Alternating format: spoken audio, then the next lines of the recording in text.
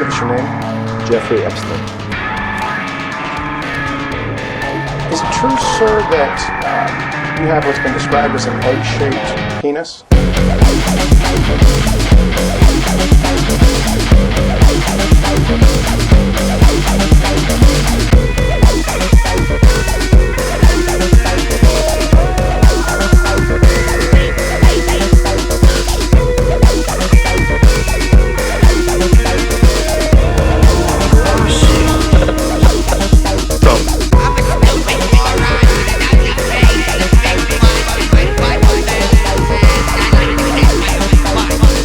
Claim when erect, it was thick towards the bottom, but was thin and small towards the head portion, and called it egg-shaped. Those are not my words, I apologize.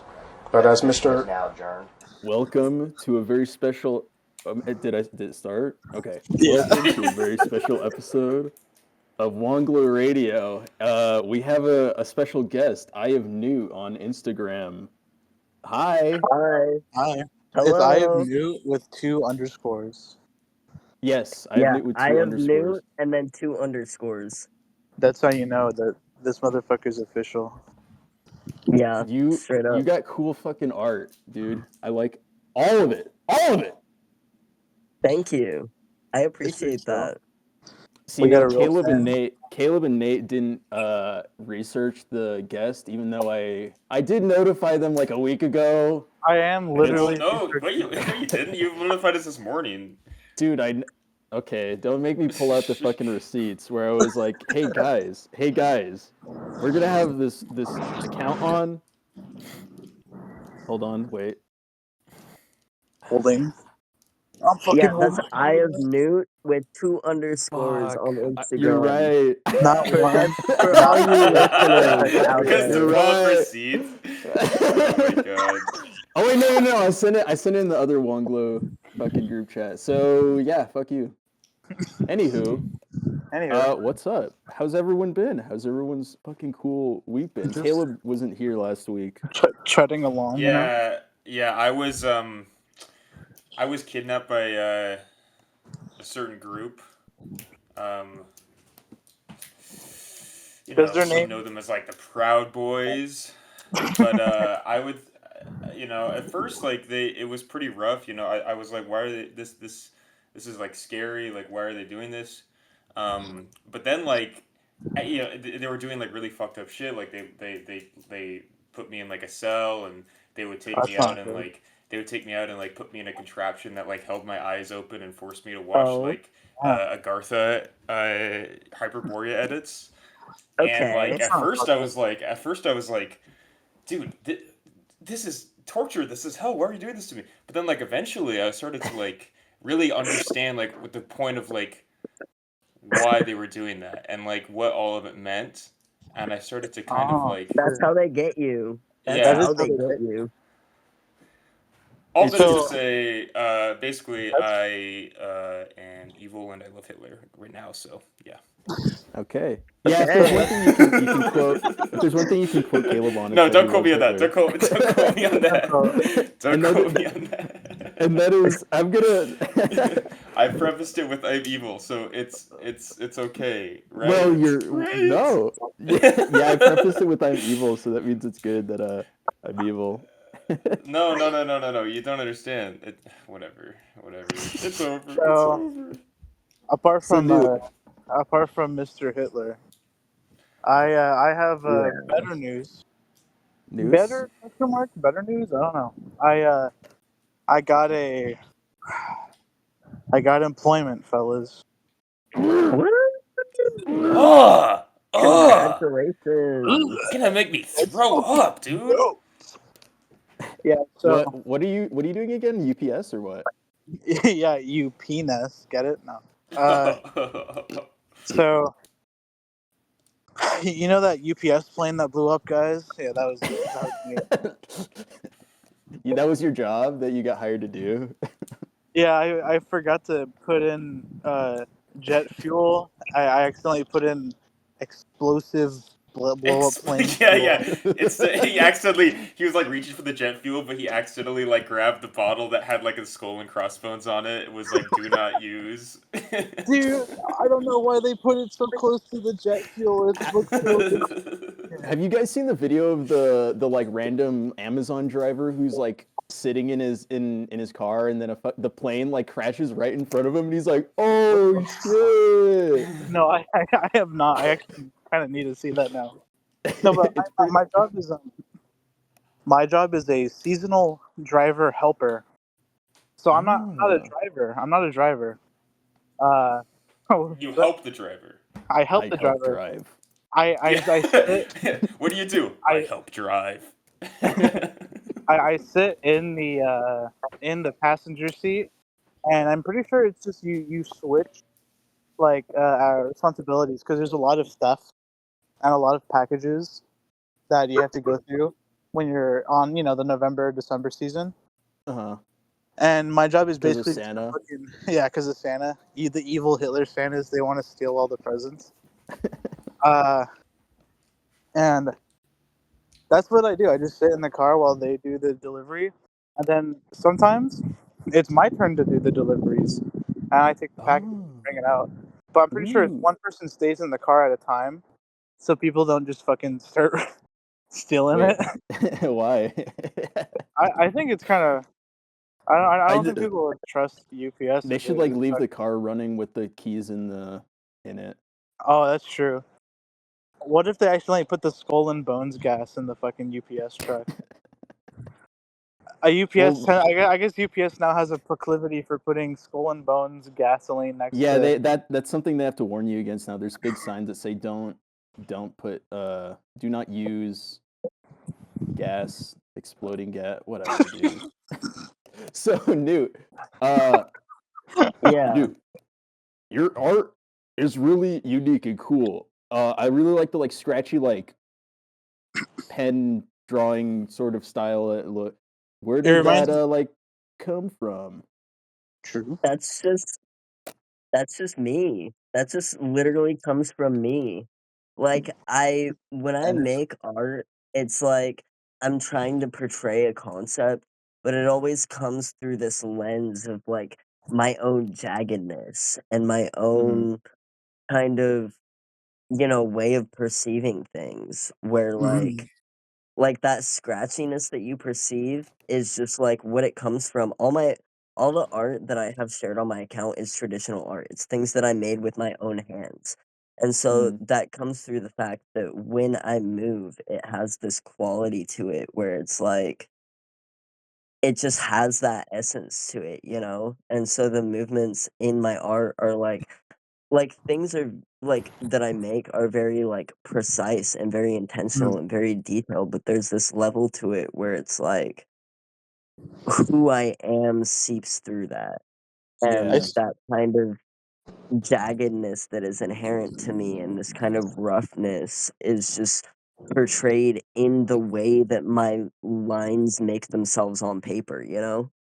So, I wanted to add something. Anthony loves AI art. It's probably his favorite thing. Yeah. So Yeah. I'm No. wondering Yeah. if what your view on AI art is. If you think it could capture that personality. I mean, it kind of is like an impersonal thing because it's a robot. But Yeah. Anthony says like he jerks to it. He wants to make Sora 2 videos of all Oh yeah. kinds of shit you can't even believe. But just Yeah. want to know what Caleb your input is on spreading that. his urethra with his 2 fingers like wide open You, and sticking his you sound like a finger. photo. You Dude, put like a I can photo of just send Sora. that to you. You don't need to make an AI video of that. I want it to be fake. Anyway, The So question is AI art, I suppose. yeah.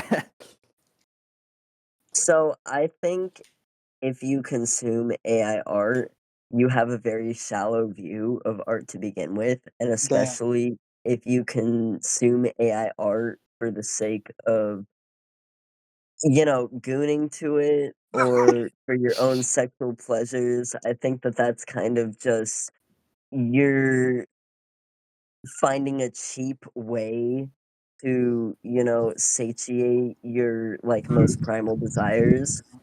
And I mean, like, all power to you, I guess, if you do that. But I just think that that's not a very fulfilling way to Yeah, live. finding a cheap And way to satiate your desires is literally like the story of the modern world in like Yeah. okay, every but it's like aspect. you can imagine things. Like you Oh, can I'm just not like saying it's a good thing. if I'm you not have an justifying it. imagination, like you don't need AI to get off. Like Yeah. you can just You can like just think of boobs. It's That's not hard. hey, you I can mean that's look up you know pictures what's of kind of fucked up. boobs and not use AI. You can look up porn that people have drawn and made. I mean, Roll34, Deviant Art, it's all there. You You know what's know, I kind mean, of you can you know find what's kind things of that crazy people have actually made for to gooning. goon to. You know what's kind of crazy. But Hmm. what? What's kind of crazy is we're that lost generation. Fuck the people in what the 1810s whatever. That's Yeah. not the real lost generation. We're the lost generation where we were probably the last kids who at one point needed to goon to our imaginations out of necessity. Okay, but as of like 10 years ago, maybe less, you could access like other people's art and other people's creations and other people's skills That's and true. talents made specifically into things that you Exactly. could goon to. Like I said, Roll34, Deviant Art, it's all there. You don't need AI to goon. Like, Do you ever if think you about do, then I think that you're either lacking in imagination or lacking in the skill to, like, find things that you yeah, That's do, true. can, do you ever think of enjoy. in terms of early porn exposure, do you think that's why fucking rampant like incel misogyny is like mainstream now? Is it because of perhaps early porn exposure? Because as a guy who I was on think R9K like fucking 10 years ago when the incel shit was first starting to like take off, Hmm. it was all porn, dude. It was all porn, and Yeah. it'd be like a fucking blonde hair, blue eye white girl getting railed by like six big black guys, and they'd be like, I think "This is what like this is what most Stacy's want." kids, you have I to realize most I kids were do not on 4chan. Well, I know, but It's I so mean permeated. do you know how common it is for so me, like And he, oh, as hold a on, young guy? he's Oh yeah, answering the question. sorry. So from, what I've experienced and what I've heard from other people who've experienced this, both on the side of being exposed to porn from an early age and on the side of, interacting with people who have been exposed to porn from an early age, I do think that early porn exposure has had an effect on the youth of our society and especially the young boys of our society because, a lot of especially mainstream porn is kind of has these themes that are very disrespectful to women and disrespectful to young women especially. And Yeah, I know that, people who I'm friends with who Mhm. experience girlhood in, you know, middle school to early high school years noted this change in the behavior of young boys towards them at a certain age where they began not only experiencing male puberty, but also being exposed to a lot of sexist ideas that are portrayed in porn, where it's yeah. become kind of normalized to disrespect women and especially young women and to single out young women to disrespect them. Yeah, well, that takes me back to what I was going to say a second ago with like when I was in middle school as a young boy, it was not uncommon to be talking to a guy and he's like, "Yeah, dude, my favorite porn site is Pornhub, but I actually kind of like the layout of YouPorn more." And we were like 10 years old. Like you got to realize this. We were like 10, Yeah. 11 years old. The fucking like We kick and era yeah. Like well, before that even, before before Kick, that. like there were Kick. I was like talking to kids who we were like barely hitting puberty, and we were already like, yeah, my favorite porn site is this and this. And I know it's probably a little bit different for you, Caleb, because I don't know what it was like in Idaho, but I was Mormon, so I didn't even look at porn until I was like 17. yeah, That's it's yeah. crazy. That's crazy to How me. did you survive? Dude, what I did you mean, even do? Did you like yeah, what did you do all day, dude? kill them? Like, no, for me, dude, my first porn exposure, I remember it because the Nintendo DS, I don't know if it was the 3DS, It was had probably the internet. 3DS. Yeah, Because the I know 3DS. I watch porn on the 3DS. The 3DS had internet capabilities, right? And I think I searched like big boobs on it. I'm being so dead ass. I searched Oh like my big god, you're boobs on my disgusting. 3DS. Dude, that was the first. Hey, that's not the worst thing you could search. I'm just Oh my gonna That's say true. that. Yeah, dude, There okay. are worse things That is that true. you Yeah, could go to. when I was 12, dude, I looked up, I was like, 12-year-old girls naked, but it's okay because I'm 12 too. And I was like, and then like So a couple, was that part of the search? Like 12-year-old girls yeah, naked, I but it's put, okay, I'm 12 too? yeah, well, Like it because, wasn't yeah, just I put that. 12-year-old girls naked. Like you like fully put in that it's okay, but I'm 12 too. Yeah, Only, well, Like yes, in the honestly, Google literally, search because bar. I was under the imagine when you're a assumption, kid. yeah, I was under the assumption that like there would be fucking NSA agents looking at this shit. So I was like, oh my god, they're gonna like raid my house unless I clarify that it's actually okay. Did it work? Yeah. Did the No, evidence come down? No. no. Well, okay, Google Because? had this like pop up and it was like child sexual exploitation material is bad, and I was like, uh oh, and I Oh, closed it, and I got really scared.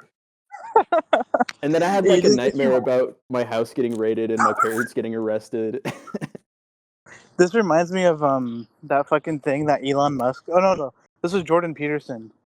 When Jordan Peterson bought, sorry, I'm getting my fucking names confused, dog. When Elon Musk bought X, right, and Mhm, made it X. mhm, He mhm, bought Twitter rather and made it X. One mhm. of the first things that Jordan Peterson tweeted was that it was harder to find child porn. What? What?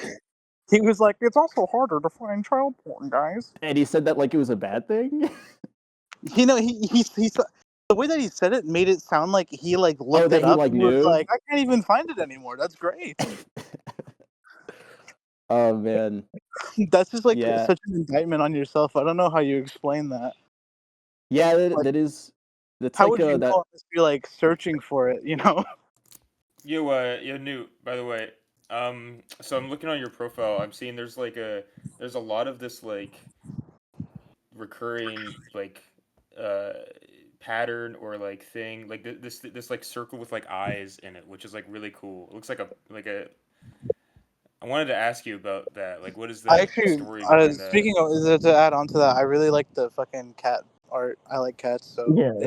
it like tickles me. Cool. So the circle with the eyes, are you talking about like the CD print? Like it's One of like them is on a eyes and CD, it kind yeah, of but looks then like a it shows up CD. a couple other times too. Yeah, so that like design, I have done like a couple different interpretations of that. Basically, what that is to me is it's kind of this okay, so without all the context that kind of goes into it, it sounds kind of corny, but it's like a metaphorical interpretation of God. And there's Mm. a lot that goes into that because it's a circular design. It's a design that's focused on eyes. It's like it's got all these different components to it that are like metaphorical of certain things. Like when you look at a circle mathematically, like it's this kind of infinite collection of points because there's no curves, there's no end, there's just like and you can kind of like there's actually this really interesting documentary that's kind of been very inspiring to me in the terms of how I think about circles geometrically. Mhm. And it's called A Trip to Infinity. And it's on Netflix, but I'm sure you can pirate it. But it's this documentary about just like the concept of infinity and its different like, geometrical applications and different kind of interpretations of what infinity even is. And like, they have these mathematicians and physicists and theoretical physicists who talk about infinity and the concept of infinity in that it's something that, they research and something that is a big part of their lives and something that they've really delved into mathematically. And so that has really inspired that design specifically in that it like relates to circles. Like so there's this specific interpretation of that design where it's an intaglio print that I did on a CD.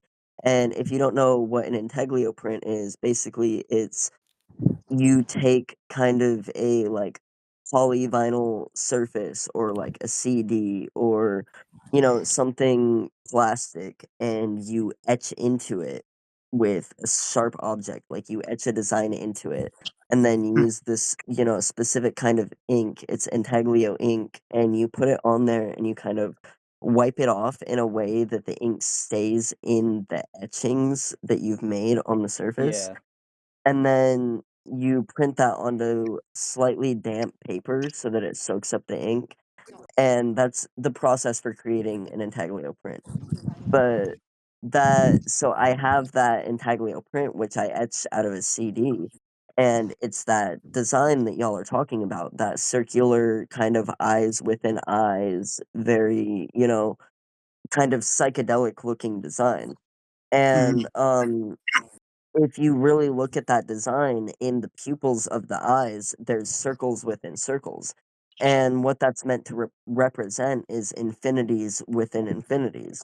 Because, this like idea of God that transcends any one specific religion. It transcends any specific idea of God. It is that which no greater can be thought of.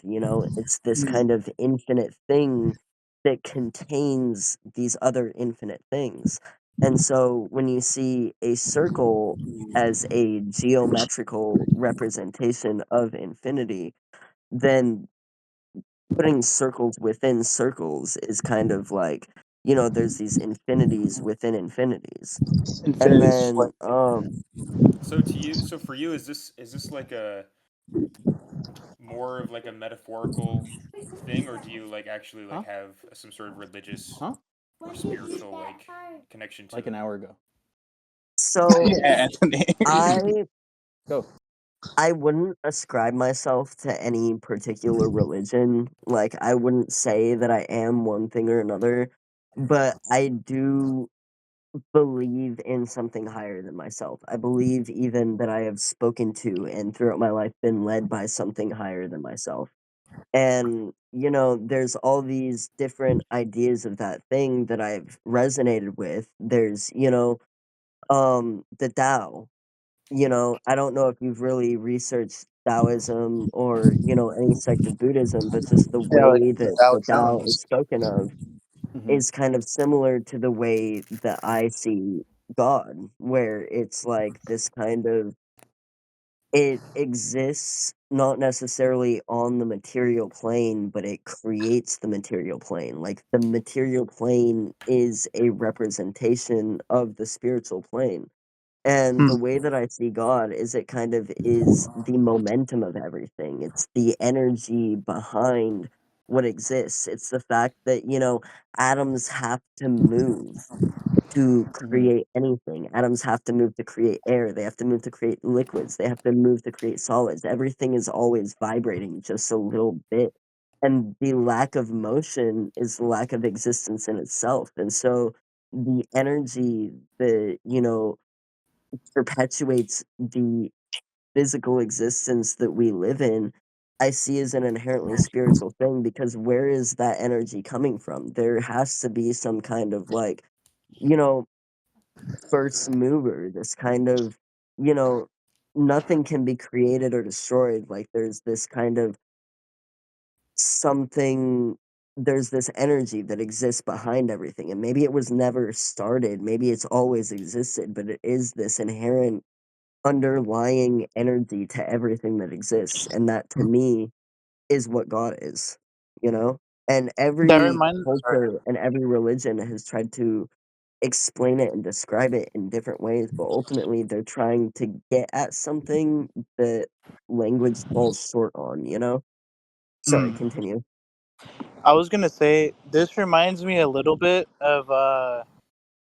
So, are you familiar with Thomas Paine? Thomas Paine's like one of my favorite Yeah, I figures of am familiar with Thomas Paine. I actually quoted two philosophers just now while I was talking about that, Aquinas and Anselm. I don't know if you've heard of them, but first one. yeah. Sorry, continue. So Aquinas and Anselm were two philosophers. I don't remember exactly which era, but it was during like a very prominent era of Christianity where they Mhm. were like Christian philosophers employed Aquinas is like by, you incredibly know, early. Yeah. yeah, yeah. But I think it's Anselm specifically said that God is that which nothing greater can be thought of. And then, Aquinas' theories on God. I really think that Aquinas and Anselm, their theories are not complete without each other because they have two kind of opposing theories that quote unquote prove God's existence. But I Mhm. think neither one of those theories fully proves God's existence without the gaps that are filled in by the other's theories. And although it's perceived as kind of two ends of a spectrum, I think that they kind of fill in the things that each individual theory is lacking. It's like But just it's like the a way, horseshoe that meets at the bottom. yeah. But the way that I think of God is influenced by both Aquinas and Anselm as philosophers, and that's Aquinas is Aquinas and Anselm is Anselm. But even before I was introduced to either of those philosophers, I had came to the conclusion of believing in God or believing in something greater than myself on my own terms. And when Mhm. I say believing in God, that doesn't necessarily mean believing in the Christian God, although it also doesn't necessarily not mean believing in the Christian God, because while I don't subscribe myself to Christian beliefs in their entirety, I do have a connection to the Christian religion because of the culture that we live in that has been so thoroughly influenced by Christianity and because of my family who are Christians. And, lately I've been getting really into researching like older versions of the Bible. Like, I Oh yeah. really want to get my hands on a copy of the Ethiopian Bible because that's like, I Oh mean, yeah, fuck, dude. like what, 400, 4,000? I don't remember which, it's four something. But it's way older than the version of the Bible that we're exposed to. Most And like it contains Yeah, texts from the Bible that were erased in our modern interpretation of it. Wait, so the so And, what like, Ethiopian the Book Bible of are has Enoch, the the Dead Sea really Scrolls in it, interested right? in that. no, the Dead Sea What? Scrolls are like something else, I think. No, I I'm no, I pretty know, but I sure think the Ethiopian that, Bible has them in it. Does it Yeah, not? the oh, thing about the Ethiopian Bible is it that'd be includes interesting. more than is in the modern Bible, so it might include those. I know the Ethiopian Bible includes the Book of Enoch, the Secrets of Enoch, the Beatitudes of Jesus. I don't know what else. I'm a little drunk right now, so I'm not like the rememberer. Wait, so I think I This is think you all would just find shit off the top of my head. I That's how think we you would roll, find dude. this I think you would find this interesting actually. I do have a comment and then I'll let uh fucking Caleb speak. I was trying to think of the name Caleb, but in my head I was thinking of Curtis Lewa. Wait. Yeah, our friend Curtis I was trying Lewa. not to say fucking We Curtis. should get him next. Do you think he'd be Anyways, on? well, I would be on the damn podcast if I didn't get freaking shot by the That sounds gazebo. Australian. No, does it? No. Tweaking, dude. Anyways, on to what I was saying. The I think you'd find this very interesting, Newt, Yeah, because there's if you're familiar with Sikhism at all, there's a very similar a little concept. bit.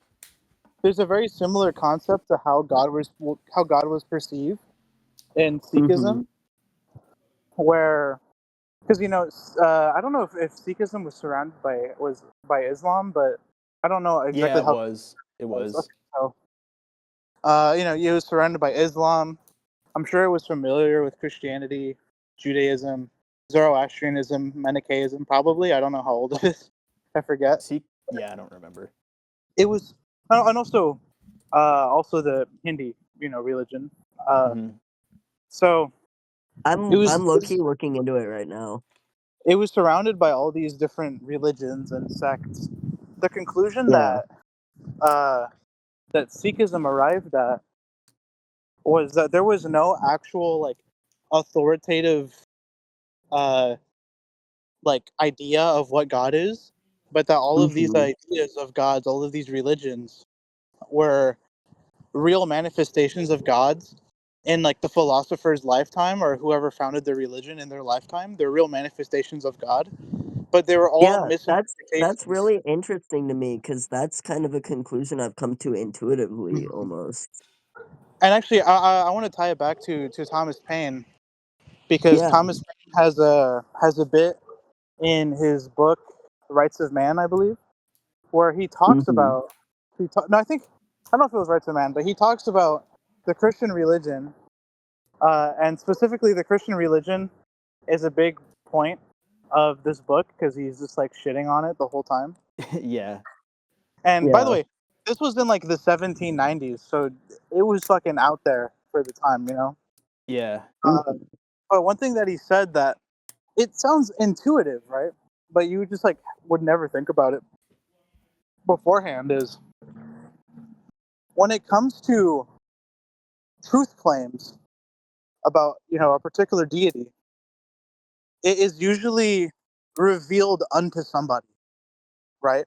So Yeah. that one single person, or perhaps a group at best, that one single person or group, The thing they is, can their claim. personal biases and their culture will influence whatever they're Mm, interpreting. but Yeah. not only that, these Yeah. people who have gotten the revelation, right? Who have gotten the revelation Hmm. from their deities, from that spiritual essence that they felt. Every single person who they tell about it, the books and things that are going to be written about it, there is no such thing as a revelation for somebody who encounters those books because they're just reading about Mm. someone else's revelation, and Yeah. it's in And several degrees of generations separated that's from the something that initial is guy who got the revelation. That's something So that it's has not been really a really revelation. emphasized in every religion in different ways. I mean, in Buddhism, it's emphasized in the way that Buddhism encourages you to meditate on your own time. In Hmm. Christianity, there's multiple verses in the Bible that encourage you to pray alone and with nobody to witness except God. And so, in But other that's the religions, thing. there's other similar things. Like every religion kind of encourages you to foster your own connection with that which is Mm. divine and experience But your own revelations, you know? but that is the thing, right? We can say that Yeah. we can say that like, oh, religions have this idea that we should come to our own revelations. God should speak to us in His own time. But our conception of God, the ideas and stories that allegedly come from God and these divine, this divine history, it all comes from that initial person who had that revelation. And so it's not Yeah, really but original in any sense. at the same time, I feel like it's also the way that people interpret these things. Like, if you interpret it as a master teaching you, then that's what you're going to interpret it as.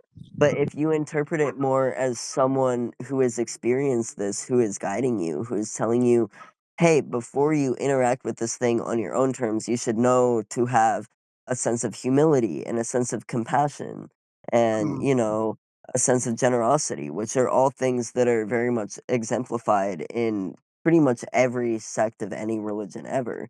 Like, mhm, if you truly embody those things, not only in your life, but within yourself, and you approach God with those things, you approach kind of like when you're talking to God, you're never really sure that you're talking to God. You feel like you're talking to yourself. But what God is your highest self, you know? It's like the self that is informed by everything that could possibly be information, you know? It's the omniscient self. It's the self that mhm, knows beyond your limited perception. So really when you're talking to God, you are talking to yourself and you're alone with that. And so the way that you approach talking to yourself and the humility and compassion that you approach talking to yourself with, you're going to get a more solid connection when you are honest, when you're honest with yourself and when you're honest with God, which are really the same thing, because being honest with yourself is being honest with God, and being honest with God is being honest with yourself. And I you think can you. never have a genuine, deep connection without Mhm. honesty, you know?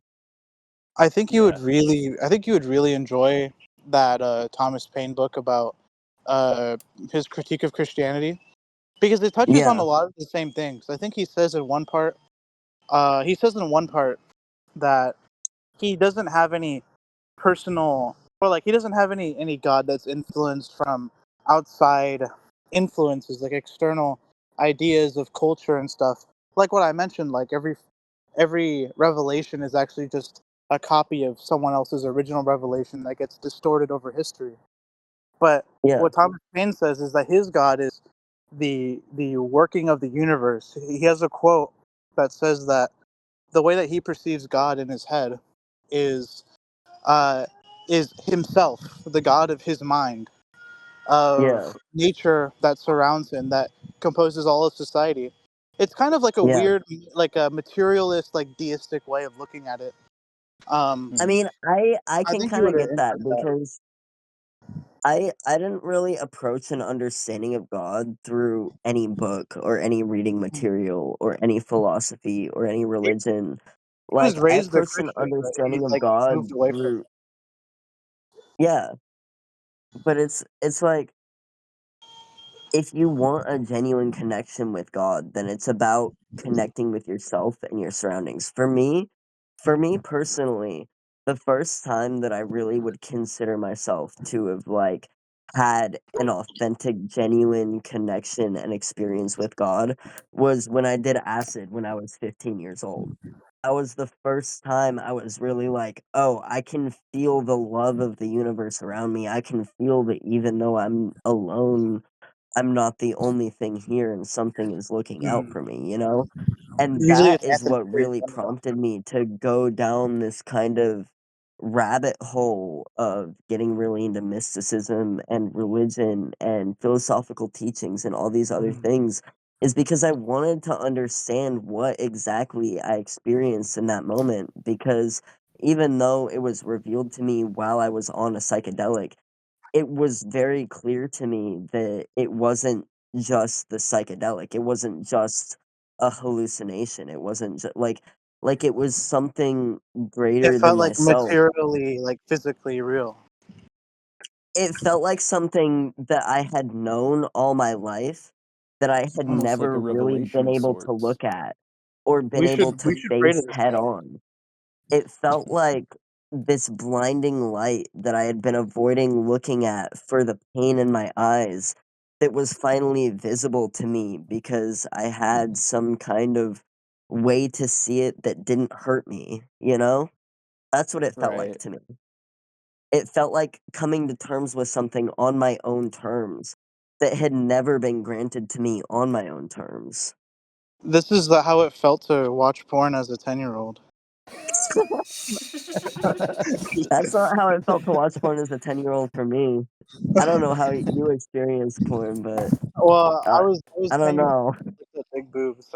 You're telling me you didn't turn on the you didn't open I opened up my Nook and I looked up boobs and I saw the divine light that showed me something better than myself, greater than I even. A real So the driving first lesson. time I experienced porn, I need y'all to experience, or I need y'all to understand. So I'm a trans man, so I didn't go about an understanding of sexuality from the way a woman would or from the way that a man would. You know, it Right. was some other shit entirely because like I wasn't kind of approached the way that like girls would be approached. Like I didn't experience most of what like my friends who were girls would kind of share with me in their experiences, and even in my friendships with girls, I was treated more like a boy who it was socially acceptable to be close with. than a girl. You That's know? how Anthony, Caleb, and I feel too in our relationship with women. Yeah, dude. But then at the same time, like, so the first time I experienced porn was because I had this friend, who was a girl who I would hang out with a lot, Mhm. who, had a lot of, guy friends who was kind of like promiscuous in a way.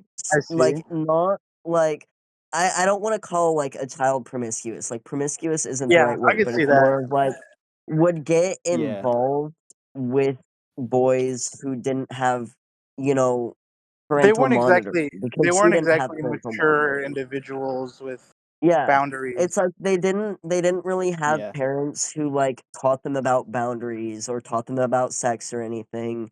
So they Mhm. kind of explored those things from a very unrestricted point of view.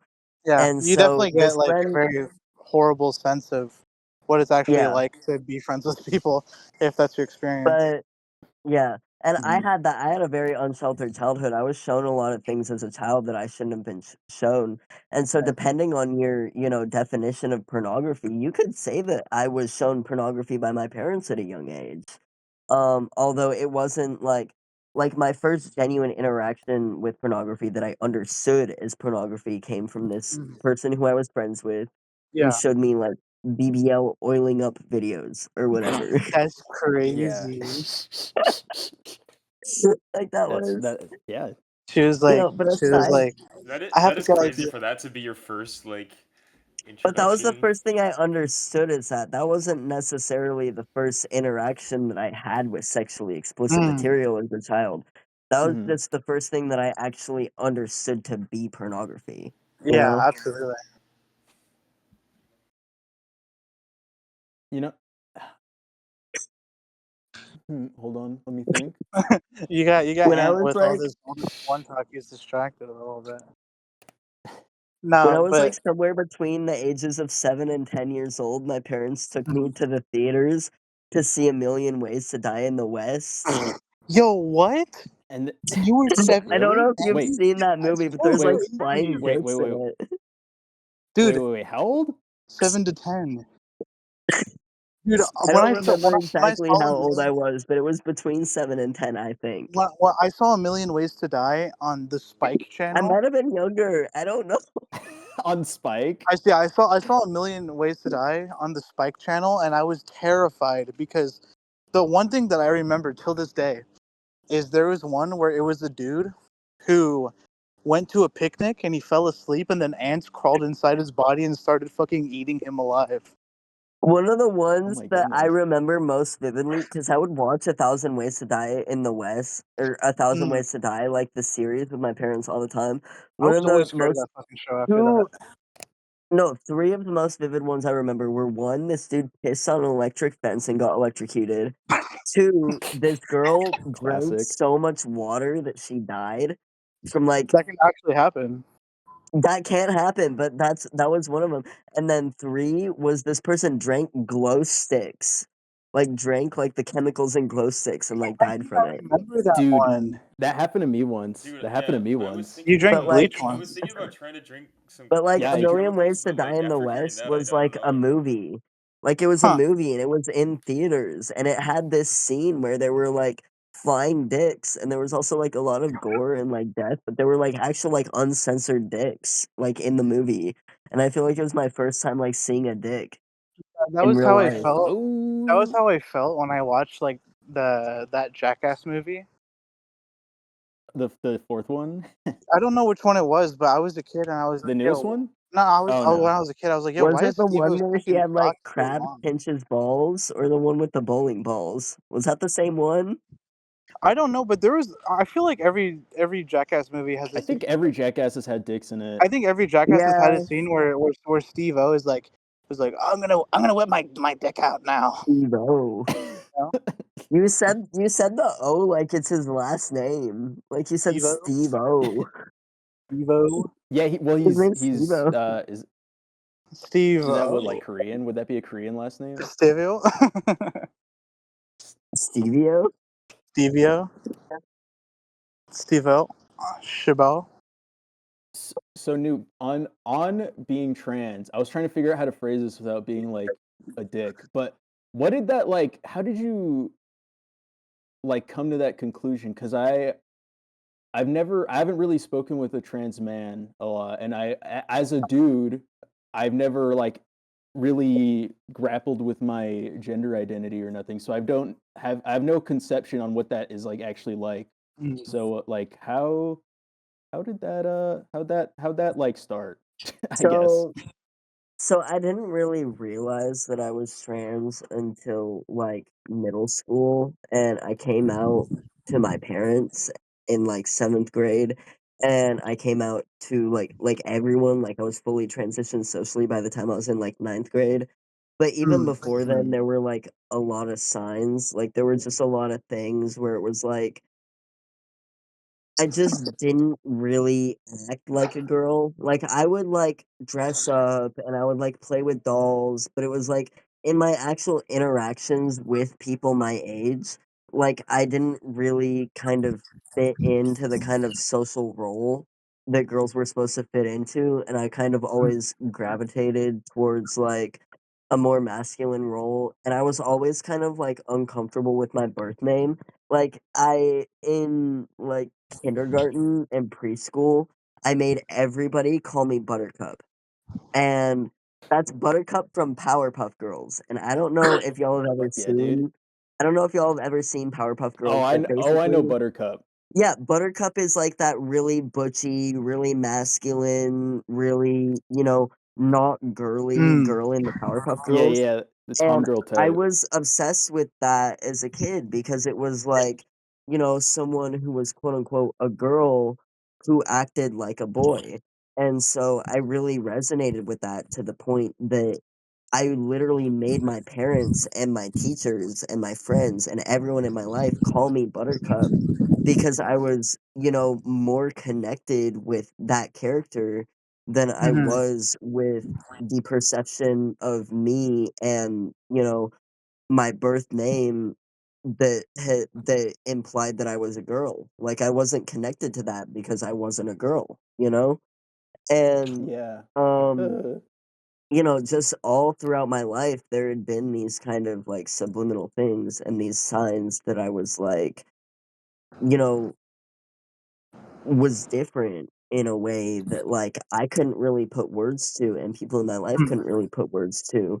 But, like, in public, a lot of the time, I would, like, be mistaken for a boy as a kid, even though I was, growing up a girl or whatever. And I would actually get Mhm. frustrated with that because from my perception, this was like, oh, I was born this way, so I'm meant to be a girl, so I have to figure out how to be a girl, and I have to convince people I'm a girl, but I'm not convincing them well enough, so I must be doing something wrong. And so when Right. people would perceive me as a boy, I would get frustrated because I would be like, oh, I'm not doing this right. I'm not doing this well enough. I'm not living up to the performance that I'm supposed to be living up to? And so Mhm. when I did actually realize I was trans, and when I did have the vocabulary to explain what was happening to me, I actually met a trans man way before I even realized I was trans, but he was like my best friend at the time. And I had this kind of feeling where I was like, oh, I can't come out as trans because it's just going to seem like I'm copying this person. Yeah. Which That's in interesting hindsight is really phenomena. stupid because I haven't talked to this person in like years and years and years of my life and I'm still who I am. But at the time it was like, oh, I realized this They about really myself. rubbed off on you, I guess, Yeah. dude. Well, it's like I realized this about myself because I hadn't ever known that there was the Mm. language to describe what I was going through. I had never known that people like me existed. And so discovering that someone like me existed was kind of this thing where it was like, oh, like this is what I am. Like there is a word for this. I don't have to be confused anymore. But at the same time, I was like a kid processing these things and I was like, oh, well, I can't claim this as my truth because it's just going to seem like I'm copying this person you know? Mm. But Right. eventually I did come to terms with the fact that I'm a trans man, and it was a very freeing thing to me because it was like oh, I no longer have to try to be something I'm not. No longer have to pretend to be something I'm not. I no longer have to be perceived as something that doesn't feel true to me, you know? And in Mm. my experience transitioning, being seen as a man, being referred to as he, him, my body as it changes, aligning more with see myself, all of that has only made me feel more comfortable in myself. And like the life that I'm living is correct. And like I'm not trying to conform to something that society wants me to be just because it's like what I'm supposed to be or what my genetics have dictated that I am or what my body has said that I am.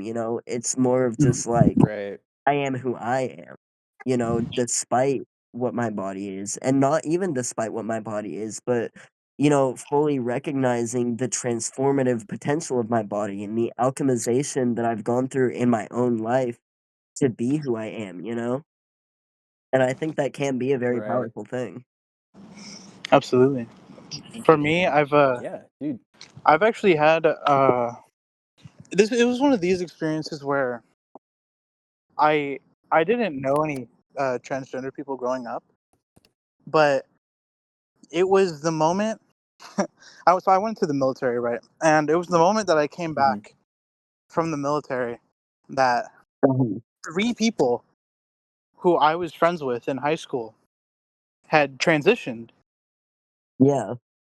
and I was like, "Yo, that's kind of crazy." Like I never knew that they were struggling with how they're perceiving themselves. I think one thing is I like, mean, Yeah. a lot of that stuff is really internal oh yeah, because, like, when you are trans, even while you're struggling with your own self perception and your own gender identity, you still have this sense of, oh, well, the outside world expects me to be this, so I'm gonna be this on the outside world's terms, but in my own private time, I'm gonna explore who I really am. So yeah, a lot of the time, like, it's not obvious that someone is trans because they're doing all that, like, in private and exploring that on their own terms and just kind of pretending or masking for the sake of the world? hmm Yeah. yeah. I think it's Interesting. interesting. It makes me wonder, like, for example, with homosexuality. You know, I don't want to sound surgical, but it's like saying black people. It's like I guess if I say it wrong, it sounds too like aggressive. Yeah. But Those fucking gays. those gays, right? Yeah. No, but Yeah, Mhm. yeah. so it makes me think of like other people who would be LGBT, gay people, trans people, lesbians, bisexuals, etc. Um, and a whole plethora of other ones. It makes me wonder, like, if earlier on this sort of perception of uh, identity, not only sexual identity but gender expression. Wow, Mhm. that car took a while to start up. Uh, if that was more of like an accepted thing then, I wonder just how like superfluous it would be now. Because a lot I of people actually today, think they about that always a struggle lot. with it. They always struggle with it, Yeah. and it's only in centers that have historically been more progressive, like San Francisco, for example, where Mhm. people are like, "Oh, it's just like full of gay people." But I think in my head, like I'm wondering, is it full of gay people, or is this just the norm? Yeah, is this where people You can know, like be open about And I people in other really cities really genuinely don't express themselves because of the situations they find themselves in if they do. yeah, no, that's actually very insightful, and I really genuinely theory that if it wasn't such like if sexuality and gender weren't such like societally rigid things where you're expected to conform to a certain norm and be attracted to who you're supposed to be attracted to, I Hmm. really think that a lot of people would step more outside of that because every queer person I've ever met has had this experience where they're like, I felt like I had to repress who I was because of society until I realized I didn't do that. And that just makes me think how many people haven't realized that they don't have to do that? Like, how many people just haven't realized that that's an option? How many people have heard of that being an option, but they think that it's not for them, or they think that they couldn't possibly do it, or they think that, because of their circumstances, it could never work for them, you know? And Mhm. like you were saying, I really think that if it was a more societally accepted thing, a lot of people, you know, would be more true to themselves. And like I think that honestly, you know, we see being straight, like being heterosexual is the default, but I think it's actually closer to most people are like, you know, closer to bisexuality, but they repress a part of their attraction, you know? And it's Mhm. like I do think that there are people who are genuinely fully homosexual and fully heterosexual, but I think the amount of people that are only attracted to one gender or only attracted to one sex is a lot less than we think it is because people are so inclined to suppress their desires in the name of societal acceptance, you know?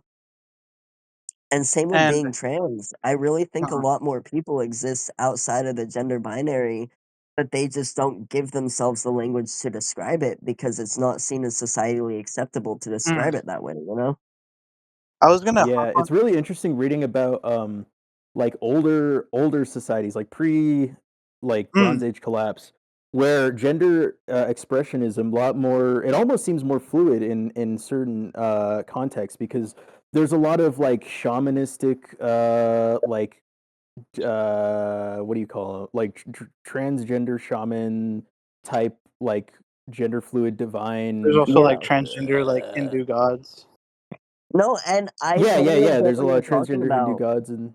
I mean, you look at Mhm. there's a lot of different cultures that have, you know, kind of held that breaking out of a gender dichotomy in a very high and spiritual regard. I mean, there's like the Native American two spirit people. There's even in the Bible, it talks Mhm. about like eunuchs and how eunuchs are closer to God. And I personally know a lot of trans women who identify with eunuchs because of that kind of like Interesting. there's it isn't necessarily the same thing, but I do think that there are a Yeah. lot of historical eunuchs that were trans women, but they just didn't have the language to describe that. And so they described themselves as eunuchs because that was the historical context that they lived in. You know what I'm saying? So this, And Yeah. sorry, Interesting. sorry. I was gonna say, wow. I was gonna say that. So not to get overtly political, but in I don't know if you're familiar, but uh, I didn't mention it, but maybe you spoke with Anthony about this. But I'm very left wing, to say the least. Uh, mhm, I would say that when it comes to these social constructs of gender, you know, we have gender, we have race, we Mhm. have a lot of socially conditioned. You know, our expectations on gender are shaped around mhm. uh, how that person is supposed to act in a role that is predestined Yeah, for a you know lot of their. what gender is cultural and social roles, you know? Mhm. Yeah. Yeah. I mean, the whole like hunter gatherer like split between gender is Yeah. I mean, a And thing. I mean, even like in sexual and, you know, reproductive roles, that is still a role. Like when we think about biological sex, like what biological sex actually is when you get down to it is there's an array of different sex traits that you can look at to Mhm. determine someone's gender or someone's sex. Mhm. And so there's chromosomes, there's gametes, there are primary and secondary sex characteristics. Like there's a bunch of different traits that go into determining sex. And what Mhm. Mhm. actually scientifically, quote unquote, determines sex is your gamete production, whether your, you know, functions are built to produce small or large gametes.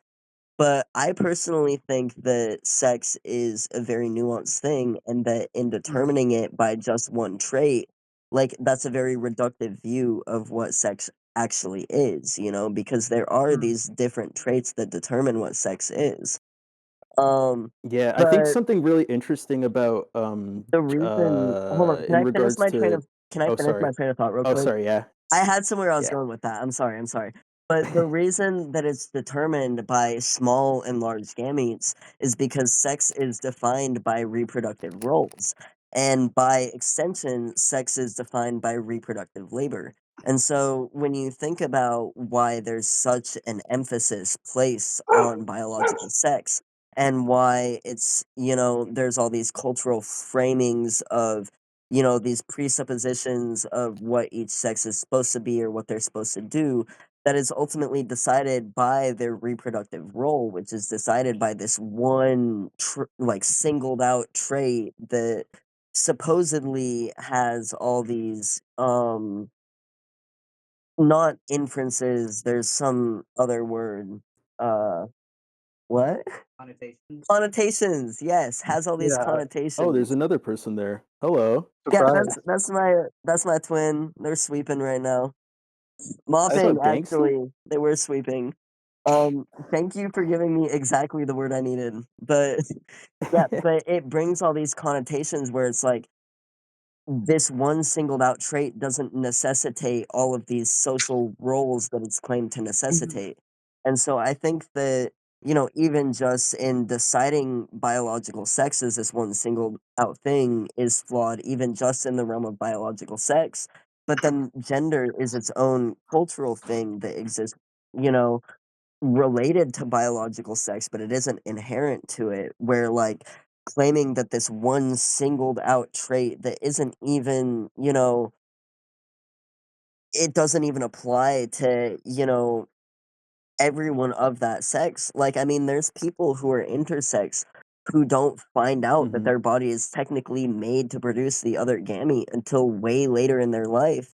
Mm. Because when doctors decide your, biological sex, they just do it by looking at your genitals. They just do it by like visual reference, Right. like they're Mhm. not really Yeah. They're like not fucking they swabbing you. don't test your chromosomes at birth or anything like that, like it's a very surface level thing. Mhm. And like I just feel like people don't know this. There isn't education about this. People don't regard this because it's not something that's talked about. It's not something that's known about. The So only reason I know about it is Yeah. because I've taken the time in my life to really thoroughly research these things, I do think Mhm. that It's I do think, and I wanted to add something real quick. I do think that the reason why it isn't taught is because it is truly a revolutionary idea. And It is. what I Because mean by yeah. revolutionary, it claims that your social role doesn't have to be defined by your reproductive labor. mhm, And that is a and revolutionary thing because it supersedes that idea of reproductive labor creating who you are, mhm. which and I is a think very patriarchal idea, which exists even before capitalism. yeah, and Yeah. the critique of capitalism. Absolutely, I think one of the things that capitalism does, or that the critique of capitalism from Marx does, is really opens up a can of worms that people have never asked themselves before. For example, Marx, he writes that we need to abolish the family, and what he means is the form that the family is taken is Yeah, modeled after Yeah. social production. It's modeled after yeah. social roles. Like the woman is expected to be the subservient And what to he the really husband who acts means as the is not, bourgeois of the family, who has the property, who yeah, passes down private, exclusive property in the form of yeah. inheritance to What his he really means uh, is not to his abolishing the offspring. concept of family, but abolishing the nuclear family and Yeah. like the concept of Yeah. lineage, and hmm instead focusing on community as family.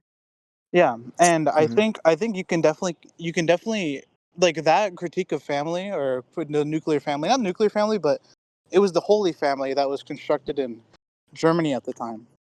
Um, Yeah, but it's the which same was thing. They're both, very they're both much like ideals. They're ethnically both ideals. motivated. Yeah, Also, they're both ideals constructed for regulating society, essentially. Um, but I did want to say, like, when I read about the abolition or the destruction of the Holy Family, the nuclear family, what be it. I feel like at that moment, I came to the sort of idea like, okay, he's not just talking about family, he's talking about socially constructed ideas that are intended to tell people their roles in society, the ways that they're supposed to operate, their relations to production, just the societal expectations that they're supposed to just implicitly follow. I think from that critique of the family, I sort of naturally went onto gender and went, naturally, in communism, there would be no gender. There would be no Mhm. gender because there would be so much individual expression of your self identity that the Yeah. idea of gender being an actual concrete thing that you could define simply it is going to wither away. Mhm. hmm And Okay, wait, hold on. oh, Caleb has to bounce. Yeah, I do have to head out. Newt, it was nice to meet you. Your art is Yeah, it super was nice to cool. meet you too. That especially that like God symbol. Honestly, I think that's like my favorite symbol for God I've like ever seen. Yeah. Thank Yeah, you. Not to I You actually know, wanted glaze to or there's ask about anything, there's but a lot yeah. that goes Um, into that. I only really explained like one aspect of that, you know. does the circle yeah, part. But yeah, I Anyway, do appreciate that. There is on the Instagram on the symbol where I have it on the like CD print. I wrote in the caption and in the comments like a whole basically like dissertation on the symbol Mm, itself if you're oh, interested in perfect. checking that out. Nice, sick. sweet. All perfect. right, well, catch you guys later. Bye, Caleb. Bye See bye. ya. I have a couple more questions before we end this, but I wanted to say in regards to like physical, I guess physical differences between genders, actually not sexes but genders. Did you know that transgender people of both genders, they have neural pathways more similar to the sex they're like presenting as? Did you know gaming? Yeah, And I'm wondering why so exactly that is. there's actually been a lot of studies on that, and some of them have proved it, and some of them have debunked it. So Mm, there's a Okay, lot of interesting. debate, and there's a lot of like, there's no real medical consensus reached in that. Because the thing about brains is just in the fact that it's neuroplasticity exists, and yeah, in the fact it's so that gray malleable. matter Yeah. in the brain is malleable. Everybody has a different brain structure. Like no two men or no two women are going to have the exact same brains, and no man is gonna have the exact same brain as another woman or whatever. There has Right. been kind of a correlation in a certain amount of brain matter in regards to a quote unquote male or female brain, where Hmm. they have Mhm. noticed some consistency regarding, there are brain structures that are similar to this that usually appear in females that also appear in transgender females. And there are, structures like this that usually appear in males that are also similar to trans males. And so there's kind of this like there is a correlation in how the brain appears that does correlate to sex and that does correlate to gender, but it isn't something to be relied upon because the brain is such a like I have been researching neuroscience since I was in middle Mhm. school. Like I have been really truly invested in keeping up to date with scientific research as it applies Yeah. to especially subjects like this that affect me personally in my life as a trans person, Hmm. And Yeah, yeah. Of the course. thing about it is brains are such a malleable thing that like there's no sense of reliability in saying, oh, this brain structure corresponds to this gender, because even if there is like a correlational thing with that, it's not going to be reflective of everyone. Just like Hmm. there could like a cisgender woman could have a brain structure that is more like that of a cisgender man.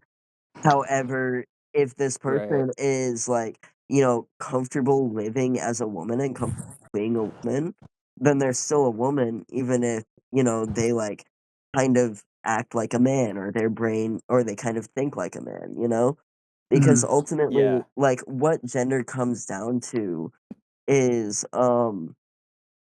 you know, it is a very social and cultural thing. I mean, different cultures have different Yeah. ideas of It's gender.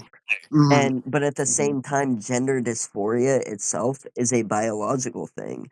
And it's something that relates to Yeah. the body and how the body is. And even I think that even if I were completely disconnected from society and being perceived by people, if I had never gone on Mhm. testosterone, I would have still been uncomfortable with certain parts of myself, the way that my voice sounded, et cetera, because of just the nature of, you know, gender dysphoria and how it works. Like it doesn't Yeah. even like my dysphoria would be enhanced by social settings where people were perceiving me as a woman because of, oh, this is really bad, this doesn't feel right. But even being Right. completely Right. alone, being unperceived by anyone, me being the only person who perceives myself, it's like this doesn't feel right, not because of, you know, any kind of social connotation, but because I look at my face and I look at my body and it doesn't look like this face is meant to match up to this body, you know? Mhm. It's just like a Like, Yeah. all that like gender dysphoria does, from my understanding, is it highlights that there's some incongruency. There's something yeah. that's not aligning in your Yeah. Yeah. perception And Yeah. of how you There's feel. something. there's actually something in the trans community that has been thoroughly discussed and debated. Mhm. Because a lot of trans people can't agree on whether or not you need gender dysphoria to be trans. I'm not gonna really get into Mhm. that, but something that was kind of a consensus that a lot of people came to is gender dysphoria is the acute suffering and discomfort that comes with misperceiving your body. However, the root of that, like you said, is incongruency. It's literally called gender incongruence because Right. it's a my how I perceive myself and who I am mentally doesn't align with my body and how I'm perceived physically. And Mhm. so the people who generally believe that you don't need gender dysphoria to be trans still do believe that to be trans you need gender incongruence. You need the sense of I don't align with my birth gender. Because that's what being trans is. Right. Because the distress and the dysphoria that is caused by that is still ultimately because of this malalignment, because of this incongruency. Like all the Now, distress that I've faced as a trans man being perceived as a woman isn't because being perceived as a woman is a bad thing to be perceived as. I love women. Like I think women are amazing and Mhm. I've actually in my life I've wished that I was a woman because it would be easier. It would genuinely be so much easier if I just was a woman true and if I brother. just like, Right. I would love to just be beautiful in the way that women are beautiful, fit into social roles the So way true, that women brother. fit into social roles, because in my mind, that would be easier than what I am. But at the same time, I can't run from the truth of what and who I am. And so that is why I transitioned. And my life has been genuinely better for doing that. And I felt more Mhm. comfortable in myself because I did That's that. And I that's what wanna. being that's trans a is. Like, really you know, it isn't necessarily like I wish I was a boy because I hated being a woman. No, it's I just was a boy who was perceived as a girl, you know? Mhm. That's a really interesting uh train of thought because that kind of reminds me of it's kind of the opposite, but it's you know the like incel to trans pipeline kind of thing where a lot of incel dudes end up Yeah, trans yeah. and I wonder if the draw to be I mean obviously there's like gender dysphoria and other factors, but I wonder if part of it is the draw to become you know, not a disgusting fucking man and be a So beautiful little flower. so the thing is with that, I feel like on that incel to trans woman pipeline, I feel like a lot of that is these people don't feel like they're successful as a man. And the reason they don't feel like they're Mm, successful as men is because they aren't men. But it's a lot easier to accept that you're a failure of a man than it is to accept that you're a Hmm. woman living in the body of a man. So it's You like a know? step one, step two thing.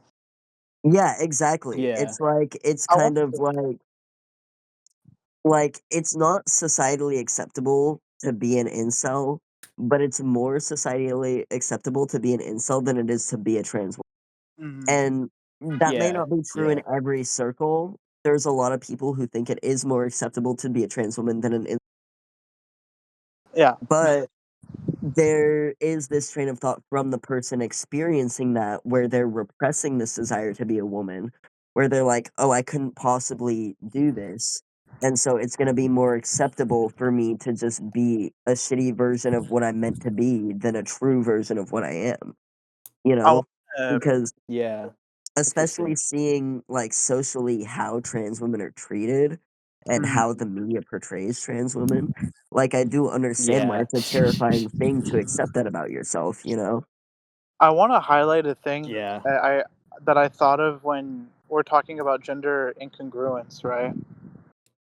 I Mhm. was thinking because we're talking about prior that in capitalism, the reason why we have these gendered roles is because it informs social reproduction. It informs, what roles go into what positions typically, and Yeah. how Mhm. society's supposed to operate. And Right. it like reproduces like the bourgeois idea of the family with the woman as the subservient worker, Hmm. the man as the bourgeois. Yeah. This is things that Marx even highlights Yeah. in the manifesto. But I did want to bring up a Yeah. I question, mean that.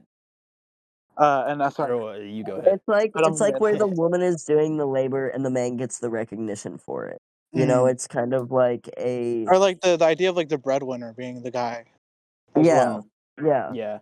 Like I it's like the wanted. Well, man that's who why fulfills the that's. social role while the woman does the work of the family. Like the Mhm. woman bears the Mhm. child, the woman raises the child, the woman cooks the food, but the man gets the social status of having a child. You know, Mhm. it's kind of like Yeah. And yeah, Yeah. also, the man passes down exclusive property, which is a form of private property.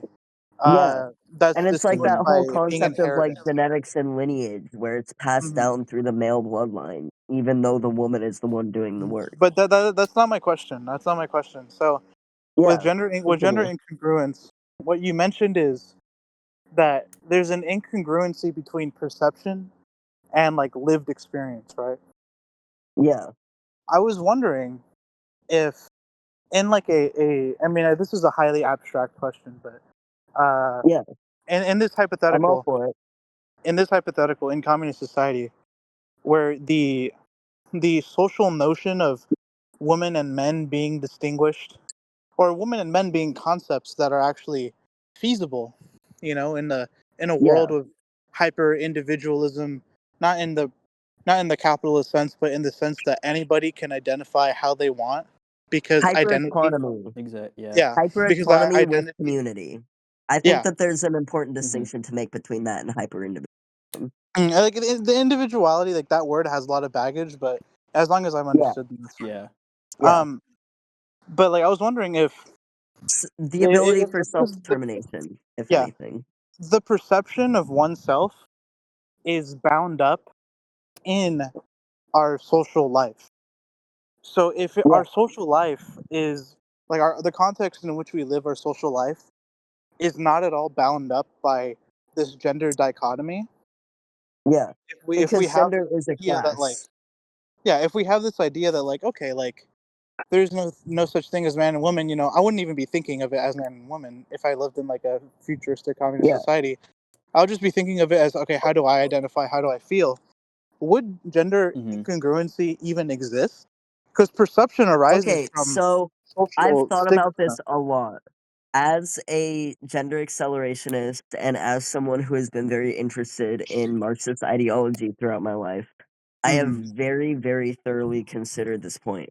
And what I have come to is that gender intrinsically would still exist to a degree in that it is a facet of identity and self determination. However, I think that gender classes would not be static, Mm. and I think that they would not be obligatory. So I think that a lot of people, like a lot more people than now, would exist outside of the gender binary entirely But I do still think that aspects of the gender binary would live on, and that some people would identify more with a masculine role, and that some people would identify more with a feminine, and that some people would still identify themselves as women, and some people would identify themselves as men. I think Mm. that even though gender is a class based identity, I think that the fact that it's a class based identity is more because of connotations that have been socio-culturally imposed onto the concept of gender, and Mm. not gender in its kind of, I don't want to say purest form, but gender as And like a like vibe thing, as you an know? abstraction, like Yeah, as like gender an as an abstract idea. abstraction. Exactly. I think gender as an abstraction would still exist. And, Mm. people Mhm. individually would still gravitate more towards the feminine or the masculine. And that some people would identify with both, and that some people would exist outside of it altogether.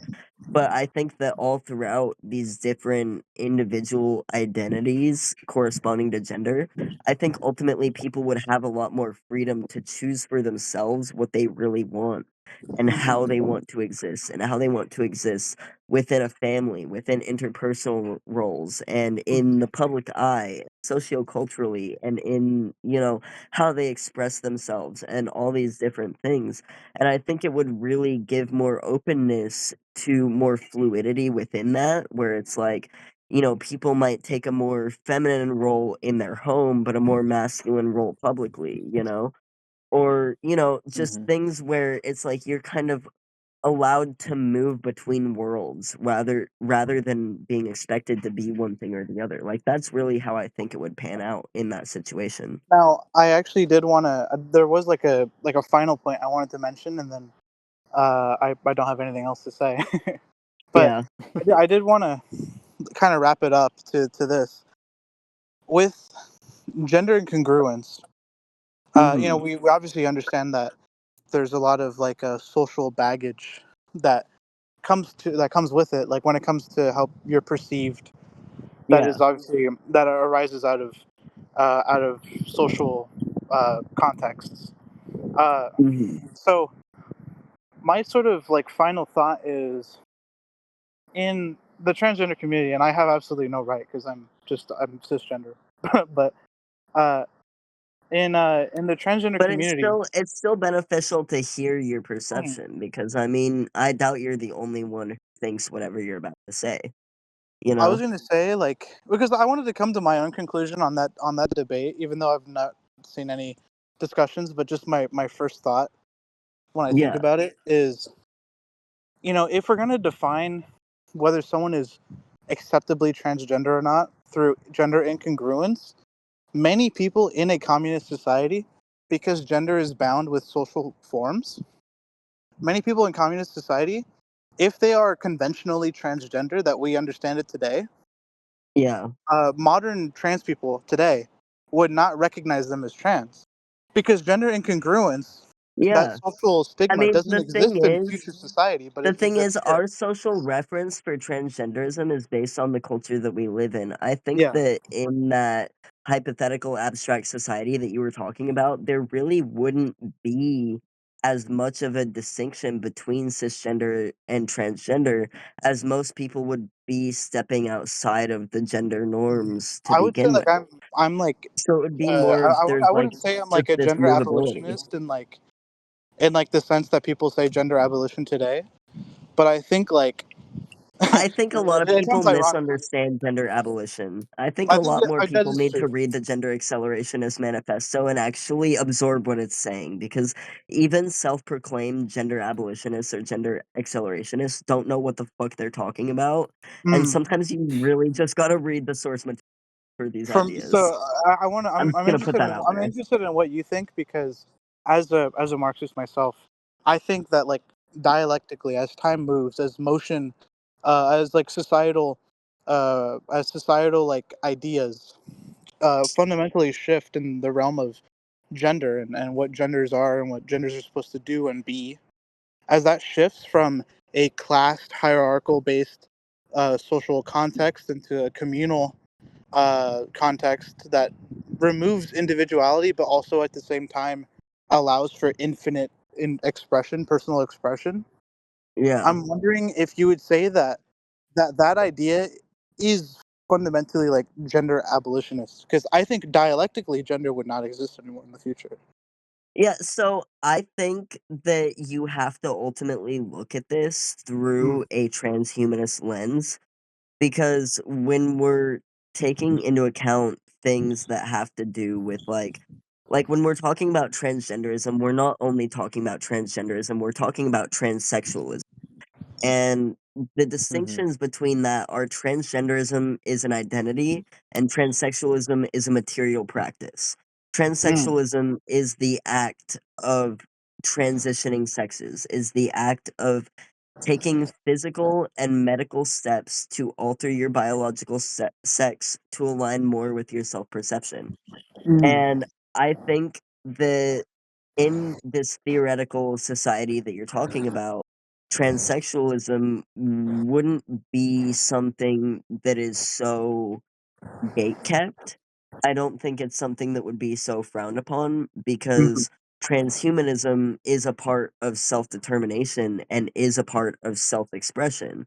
So people would have the freedom to make their own autonomous medical decisions. And if they're unhappy with those medical decisions, to reverse them. I mean, there are people who are transsexual and who enjoy that their entire lives. There are people who are transsexual who end up detransitioning but still support the trans community because it is gender affirming care that allowed them to detransition and to transition in the first place. And for them that was ultimately a journey of being true to themselves and exercising their own medical autonomy. And so I think that that concept in and of itself, that going between things, that exercising your bodily autonomy, that trying things out, seeing if they work, and then trying other things to see if they work, I think that that would be a much more acceptable practice. And it would be a lot less of an inflammatory thing than it is in our current society because a lot of people kind of have this perception of transsexualism as like, oh, you're ruining your body, you're mutilating yourself, rather than the way that trans people see it, where it's an alchemization of the self, and the way that many Yeah. even detransitioners see it, where it is a continued alchemization of, you know? Mhm. Absolutely. Yeah, that's a really interesting perspective. Fuck. This kind of flew over my fucking head because I'm not versed in gender. I'm sorry, I'm doing That's my so good. best to like break it down, but this is like No, you're creative good. You're thoughts good. and I'm sitting here conversations absorbing. that I have think been no, I think developed I through think it's years good and years because of life experience. I've My also brain is growing tenfold. I've also thought about this, but not out of like not because it has like a personal ramification for me, because I don't feel as though I'm like in the wrong body, but as somebody who's like Mhm. deeply interested in how society would change, uh, in a world that doesn't base itself around class. I've always Yeah, like ever since I like I said ever since I read that word of abolishing the Holy Family. yeah, It's really like it's fundamentally shifted how I see these like social relations and socially constructed ideals. And for me, I'm pansexual, but hmm I'm pansexual in the sense that like I don't recognize gender in the abstract, anyways. I recognize it obviously physically, Mhm. like mentally, as it manifests in our world. yeah, But like for me, practically, yeah, like practically, I but it understand what doesn't it is. contribute to your attraction to something Yeah, it doesn't at all. anymore. Like I don't Yeah. consider it really. So that's I've always wanted to like understand how I could word that idea. So I So think that's like the personal ramification it I had for think me. ultimately, if you want to hear my like conclusionary statements on the subject, I think um, we could wrap up the episode after that because yeah, yeah, Yeah, this but one's running long. it's all good. okay, so just a final thing that No, I it's want to good. Yeah. say to kind of wrap it up is I feel like the way that we see gender now in our current society is it's this very class based thing where it's this very binary way of thinking where it's like either you're one thing or the other, and each individual thing necessitates that you are this, this, and this, and has all these connotations, whether it be from one person's idea of what those connotations are or another person's. Everybody has their own idea of what those connotations are. But ultimately, from my perspective, what gender and sex is this, it's this collection of all these different, both mental and physical and expression based traits that can fall on either side of multiple different spectrums. And all these different spectrums for all these different individual nuanced things that appear in different individual parts of life can vary, you know, a lot based on just who you are as a person and how you interact with things.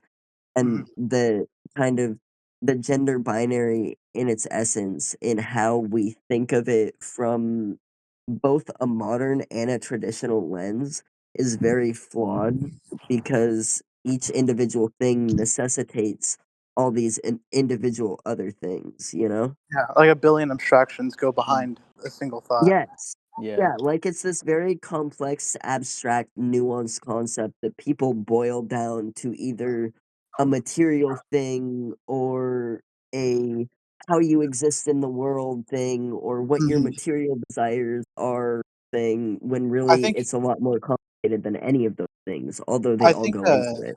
I think a better word than abstraction here would be presupposition. There's a lot Yeah, of presuppositions based on how you grew up and in what society you grew up in, that yeah, you make these conclusions based on these presuppositions that are entirely like bound up in how you grew up, the social atmosphere Mhm. that you surround yeah. yourself in. And I ultimately think that for any individual person, we all have masculine and feminine traits about us. And in order to Mhm. really know yourself as a person in your full, like, abstraction and, not defined by your material essence, you really have to incorporate your feminine and your masculine traits, and also understand yourself in a way that is detached from either feminine or masculine traits, you know? Even Caleb Mhm. has masculine traits. Sometimes. One thing about masculine traits I wanted to ask, actually two more questions before we go. First one's serious, second one's silly. First question. What actually like defines masculinity to you? Because it's something I've always wondered about with trans people, is like how exactly do you, other than like physical aspects, obviously, because that's the obvious thing, but like what Yeah. like philosophically, I guess, do you, like makes a man or woman? So for me, I am so I consider myself a trans man because materially that's what I am. That's how my dysphoria aligns with. That's how, like, I feel most comfortable with myself, as being perceived as a man and, embodying male. So, but when it comes to masculinity in itself, I honestly align more with, like, kind of the butch essence of masculinity, where it's masculinity redefined through, like, a queer lens and through kind of this non-patriarchal lens, where masculinity is like, it's strength, it's protection, it's you know, caretaking. It's really hard to describe because it's very much like a vibe-based thing. It's like a way Yeah, of almost like the thinking. protector sort of, Yeah, but it's like like the it mentor goes it protector goes sort of it's thing. like that, but it also goes further than that, because not only is it the father, but it's also the son. It's like this way Yeah, of carrying yourself that just is boyish. It's this way of yeah, interacting with this world where it's like, I relate to the male perception of things, and I see myself in other men for the masculinity, even if I don't necessarily a lot of, kind of, you know, sexist or, class-based ideas of masculinity that a lot of other men I know embody, there's still this kind of just Mhm. like when I'm with like a man my age and it's like we have like kind of like an intimate connection. It's like we are brothers in a sense. It's like that kind of sense of like boys will be boys. Like we just get up to bullshit. Like we like you know Right. like it's like kind of like drinking beers and shooting the shit, And it's not to say that that's like exclusive Yeah. to men because women can also drink beers and shoot the shit, don't get me wrong. Like, that is Yeah. not something that's exclusive, but it's just, like, a vibe that is, like a recognition or a knowing almost that is, like, shared between men where it's, like, Mhm. when I'm, with my guy friends, it's like, I see myself as one of them, and they see me as one of them, and it's like, there's not this kind of, like, gender-based disconnect between us, you know? And, like Yeah. Nate said masculinity and femininity are also both abstractions which come from society's determination of what is. And he said he's Oh, yeah, pooping. So 100%. And, I mean, who's to say if under a different societal lens I would still be trans? I wouldn't know because of society. I'm trans in this body, I'm trans in this mind, and being trans has made me happy and comfortable with who I am, and it has made me accept myself and feel like I'm being true to myself, And ultimately, yeah. that in itself I think everybody deserves that. Everybody deserves to have that feeling of, like, not feeling like they're out of place or feeling like they're recognized for who they are. And it's like even being recognized as Yeah. a man, I wouldn't want to say necessarily that I'm recognized as a cis man because I'm not. Even though I'm not a woman, I'm not a butch lesbian, I'm not, a tomboy. I am a man, but I'm not a cis man. I'm a trans man. And that in itself is its Exa- own thing, is its own self recognition, is mhm. its own individual set of experiences and a lifetime of things that not everyone has experienced, Because it's like I can relate to a lot of experiences that cis men have. And I can also relate to experiences that butch lesbians or that tomboys have. But even Mhm. though there's this overlap, I am my own thing that is, separate from those experiences. I'm a man, but I am a trans man. I'm a man, but I've been through things that not every man has been through, you know? Yeah. Yeah. Right on. And, okay, second question, and apologies if this is insensitive. Do you like pee sitting up or standing down? I was wondering this. Okay, so it depends. So sometimes I pee sitting up, and sometimes when I'm like lazy, I pee sitting down. Sometimes when I want to sit on the toilet and scroll on my phone, I'll like pee sitting down. But like usually Right? I pee Many such standing up. cases, dude. Usually I pee standing up.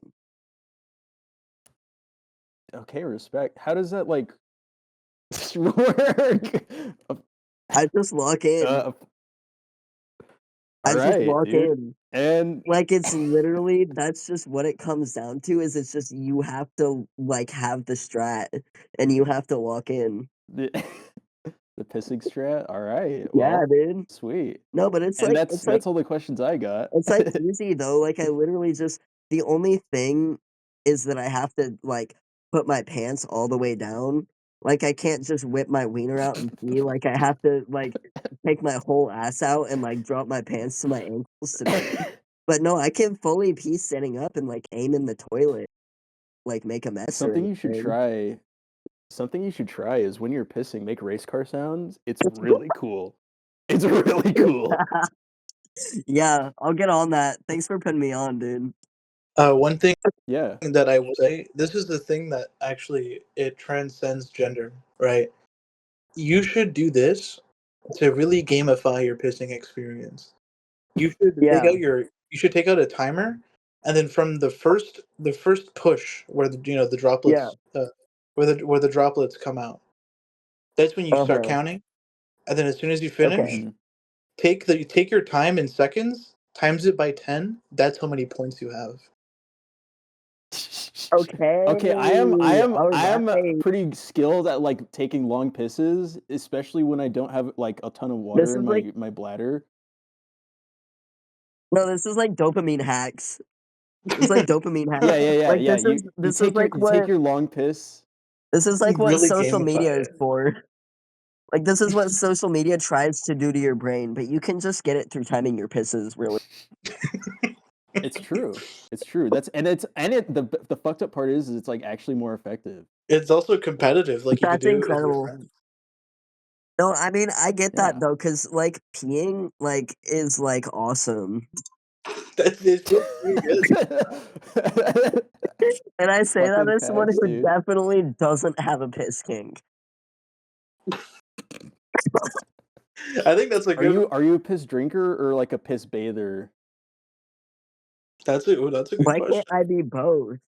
Dialectical. All right. You see. I will do All right. I think anything as long as it involves piss. As long as it's fun and involves piss. the piss episode. Honestly, mostly it hasn't even been, I've never even drank pee. It's mostly just been like Like swimming like in a a girl warm like bath. sitting on my lap while I have to pee and like telling me I'm like not allowed to pee yet. Oh, like the fucking piss retention kink? Yeah, and then Fucking like when muzzles I Yeah, like yeah. a do dog. pee, like touching my hair and stuff. I don't know. Oh, you freaky. Oh, you Yeah, freaky. I'm freaky I'm waiting freaky. for Don't an even artistic depiction of listen. this.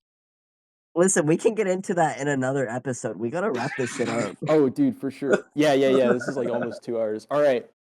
We will definitely have you on again. Any closing thoughts, guys? Piss yourself Piss yourself. right now. No! Piss yourself right now. Go. Go. Okay. Bye. All right. Have a good night, y'all.